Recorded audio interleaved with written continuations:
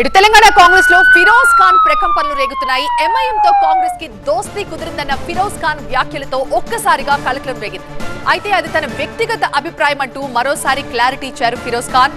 ముందు రోజు హైకమాండ్ ఆదేశాలంటూ మాట్లాడిన ఫిరోజ్ ఖాన్ అసద్ పై కోపమున్నా కూడా పార్టీ ఆదేశిస్తే ఎన్నికల్లో అతని తరపున సహాయం చేస్తానని చెప్పారు.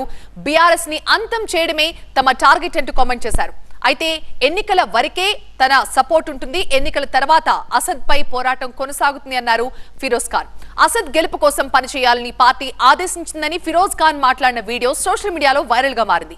పార్టీ ఆదేశాలు కూడా ఉన్నాయని చెప్పిన ఆయన ఆ తర్వాత మళ్లీ తన మాటను సరిదిద్దుకున్నారు. జరుగుతున్న పరిణామాలు చూస్తుంటే రెండు పార్టీల మధ్య దోస్తీ ఉందని అనిపించిందని, అందుకే అలా మాట్లాడానని, ఇది తన వ్యక్తిగత విషయం అని చెప్పారు. తాను చేసిన వ్యక్తిగత వ్యాఖ్యలంటూ క్లారిటీ ఇచ్చారు ఫిరోజ్ ఖాన్. ఇప్పుడు గట్టిగా అసదుద్దీన్తో ఫైట్ కావాలి, ఎంఐఎంతో కావాలి అంటే ఫిరోజ్ ఖాన్కి పెడతారు. లేకుంటే ఏదైనా అండర్స్టాండింగ్ అవుతుంది అంటే వేరే వాళ్ళకు పెడతారు. ఇది ఒక సింపుల్ లాజిక్. దీని వెనుక ఒక 3-4 డేస్లో డిసైడ్ అయిపోతుంది. సో నా లెక్క ప్రకారం హైకమాండ్ నుంచి ఇప్పుడు స్పెసిఫిక్ డైరెక్షన్ ఇప్పుడు దాకా రాలేదు. ఏదైనా నేను స్టేట్మెంట్ ఇచ్చినా అంటే నా పర్సనల్ హైకమాండ్ నుంచి అట్లా ఉంటాయి అని నాకు అర్థమవుతుంది. ఈ మొత్తం 3-4 మంత్స్ డెవలప్మెంట్ చూసుకొని ఎంఐఎంతో ఎట్లా మనం బిహేవ్ చేస్తున్నాం.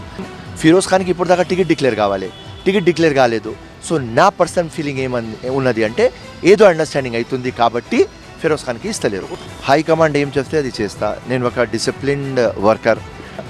హైకమాండ్ రేవంత్ రెడ్డి నా కెప్టెన్, నా కమాండర్. ఆయన ఏం చెప్తే అది చేస్తా. నో బీ టీమ్ మేము చెప్పినాం, అది వాస్తవం. ఇప్పుడు లార్జర్ ఇంట్రెస్ట్ ఆఫ్ ద స్టేట్లో ఏం చేయాలి అది చేస్తాం. మా టార్గెట్ బీఆర్ఎస్కి ఫినిష్ కావాలి. మా fight is with BJP. So larger ఇంట్రెస్ట్లో everything is fair in love and వార్లో ఒకవేళ ఎంఐఎంతో పోవాలి అని డిసైడ్ అయితే 100% పోతాం, వాళ్ళకు ఫినిష్ చేస్తాం. ఇది హైకమాండ్ స్పెసిఫిక్ ఏం డైరెక్షన్ ఇవ్వలేదు, ఇది నా సొంత స్టేట్మెంట్.